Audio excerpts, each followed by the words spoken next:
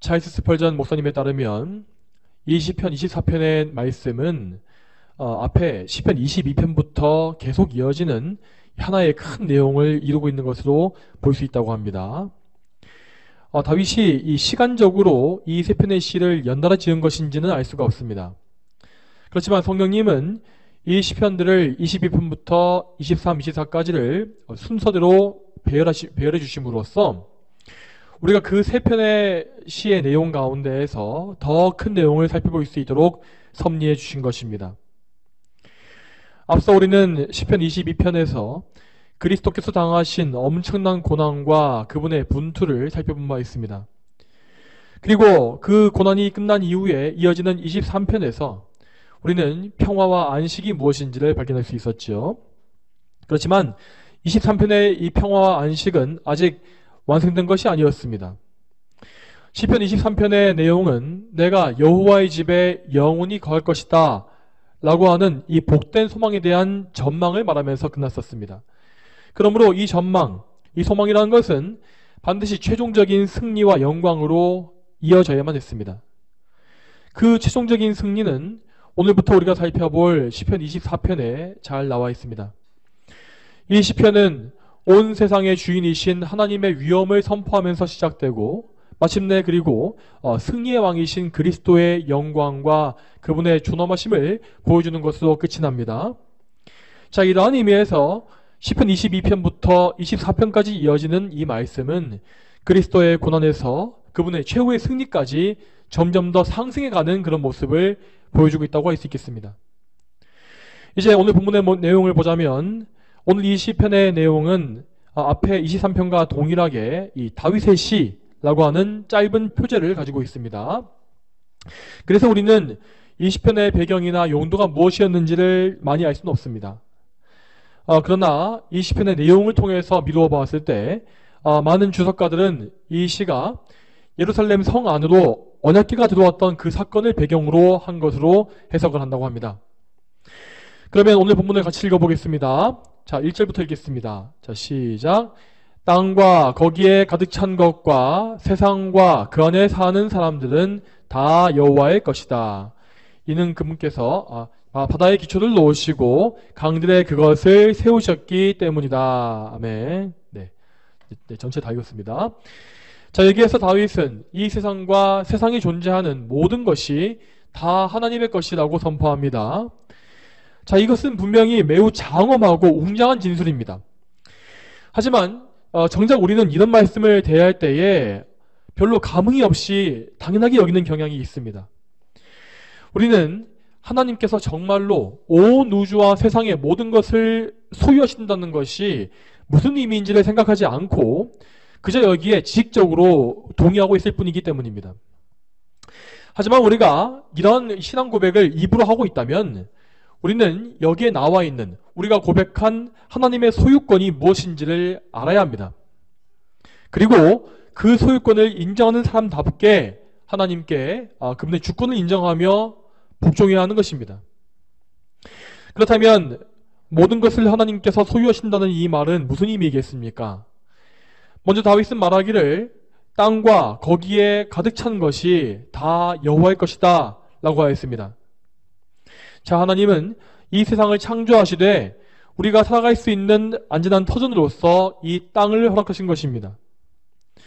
우리는 우리가 밟고 서 있는 땅에 대해서 그렇게 대단히 여기지 않지만 사실 이 땅이라고 하는 이 공간은 정말 놀라운 것으로 가득 차 있는 것을 우리는 알 수 있습니다. 이 땅은 어떤 텅 비거나 공허한 곳이 없이 토양과 암석으로 가득 채워져 있으며 또한 그 안에는 그 위에는 온갖 식물과 동물들이 거주하고 있습니다. 그리고 그 땅 속에는 우리 눈에 보이지 않는 온갖 미생물들과 각종 곤충들이 또 존재하고 있죠. 정말 이 말씀과 같이 하나님은 땅 위에 그리고 땅 밑에 온갖 신기한 피조물들을 가득가득 채워놓으신 것입니다. 또한 다윗은 말하기를 세상과 그 안에 사는 사람들 역시 다 여호와의 것이다 라고 말합니다. 자, 이 말씀은 이 땅 위에 살고 있는 모든 인간들을 통합적으로 다 말하는 것입니다. 자, 하나님은 이 땅을 지으신 이후에 그 위에 모든 피조물과 그리고 마지막으로 인간을 살게 하셨습니다. 이 사람이란 존재는 하나님의 형상을 따라 지어진 유일한 피조물로서 하나님의 모든 피조물 중에서 절정이요 가장 위대한 걸작이라고 할 수가 있습니다. 그리고 하나님은 그 사람을 남자와 여자로 지으시고 정말 셀 수 없이 많은 사람들이 이 땅에 보내지게 하심으로써 이 세상을 이루게 하신 것입니다.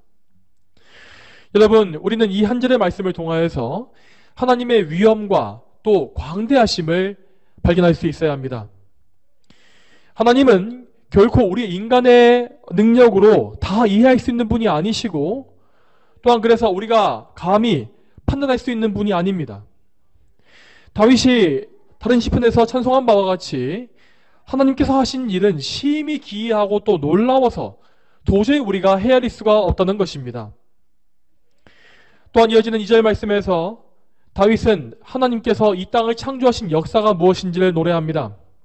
자, 이 땅이 창조됐던 것은 창조의 제3일째 되는 날이었습니다. 그날에 하나님은 말씀하시기를 하늘 아래의 물이 한 곳으로 모이고 마른 곳이 드러나라 라고 말씀하셨죠. 그리고 그분은 마른 곳을 땅이라 부르시고 또 모여있는 물을 바다라고 부르셨습니다. 이렇게 하나님께서 정해놓으신 땅과 바다의 경계는 그분의 허락이 없다면 절대 바뀌지 않습니다. 우리가 지금 이렇게 견고한 땅 위에 밟고 서 있는 것이나 또한 저 바다가 육지에 침범해 들어오지 못하는 것은 결코 자연의 법칙이 아닙니다. 이것은 곧 하나님께서 땅과 바다의 질서를 안전하게 지켜주시기 때문에 일어나고 있는 일인 것입니다. 여러분, 다시 말씀드리지만 오늘 이 본문의 말씀은 창조주이시며 주권자이신 하나님의 그 존귀하심을 또 위엄을 웅장하게 선포하는 말씀입니다. 만일 이 세상 사람들이 모두 이 말씀을 알고 믿고 있다면 그들은 모두가 하나님의 주권에 복종할 것이고 또한 하나님의 영광을 위해서만 살려고 할 것입니다. 그렇지만 이 세상의 죄인들은 하나님의 주권을 전혀 알지 못하고 또한 인정하지 아니하는 삶을 살고 있습니다.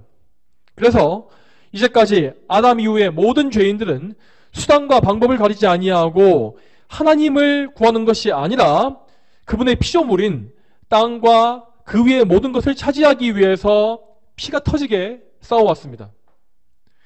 그 때문에 이 세상 나라들의 역사는 모두 땅을 정복하기 위한 전쟁과 그리고 땅 위의 부와 권력을 차지하기 위한 분쟁으로 점쳐되어 있었던 것입니다.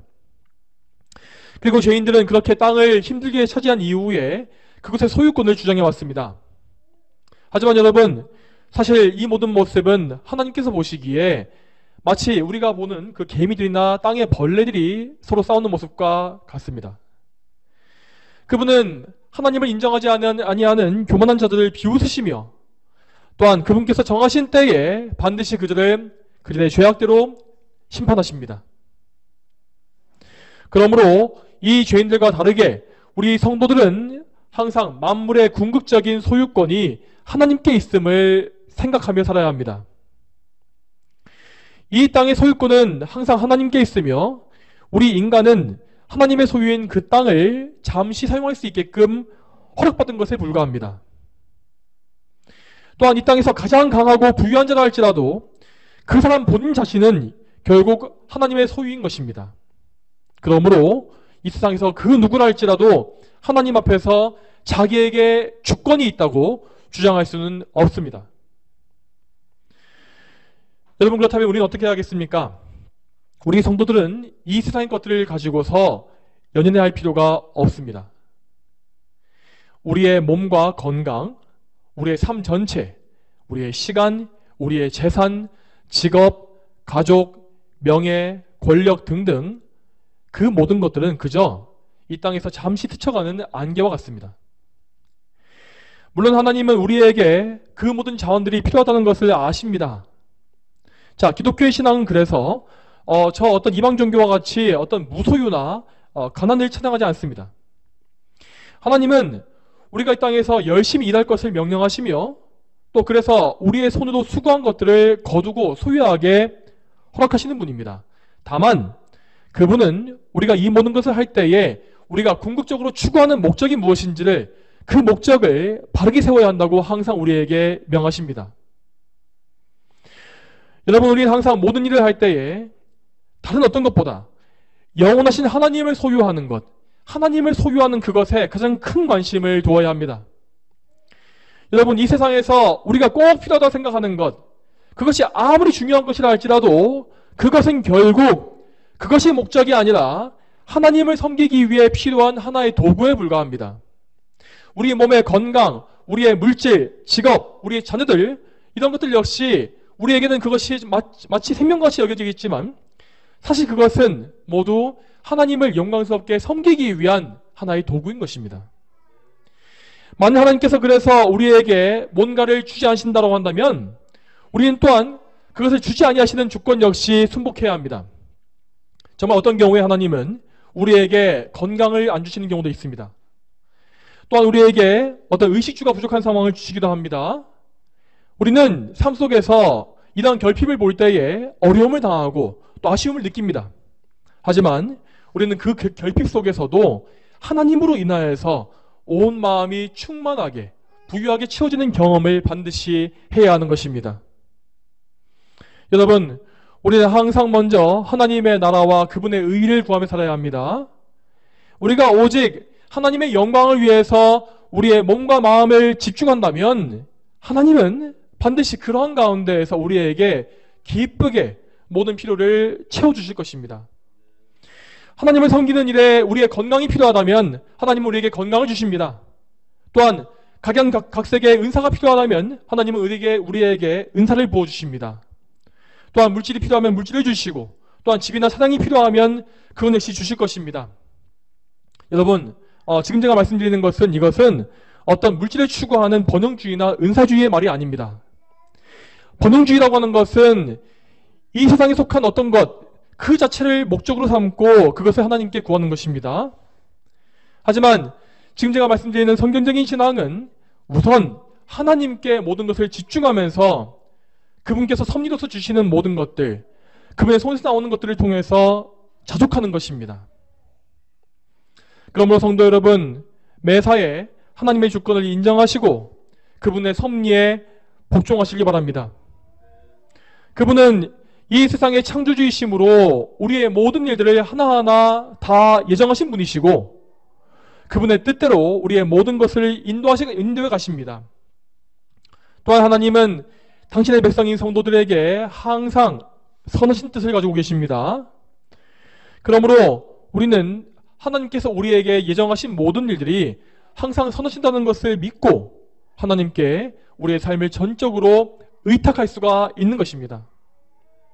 오늘도 이 소망을 가지시고 하나님께 열심히 기도하시기 바랍니다. 여러분이 전능하신 하나님을 진정으로 믿고 의지하게 달라고 간구하시고 또한 우리 구주이신 예수님 안에서 거룩한 삶을 삶으로써 하나님께 영광 돌리게 해달라고 간구하십시오. 오늘도 이런 기도 제목을 놓고 다 함께 20분간 열심히 기도한 이후에 제가 마침으로 기도하겠습니다.